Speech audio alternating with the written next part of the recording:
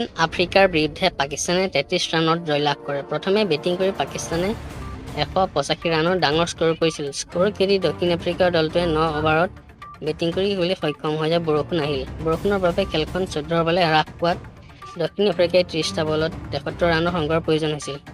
পাকিস্তানে 43 ৰানত 4টা উইকেট হেৰুৱাই পঞ্চম উইকেটৰ বাবে ইখতিয়াৰ আহমেদ আৰু মহম্মদ নৱাজে 52 ৰান কৰি গুৰুত্বপূৰ্ণ অংশীদাৰিত্ব ভাগ কৰে। 13 নম্বৰ অভাৰত অন্তিম বলত 22টা বলত 28 ৰান সংগ্ৰহ কৰি নৱাজে আউট হয়।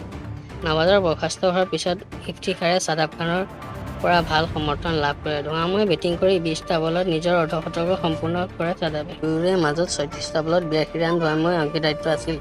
22টা বলত 52 ৰান সংগ্ৰহ কৰি আউট হয় ছাদাবে। ইয়াৰ পাছতে ইফতিখাৰে 34টা বলত 51 ৰান সংগ্ৰহ কৰি আউট হয়।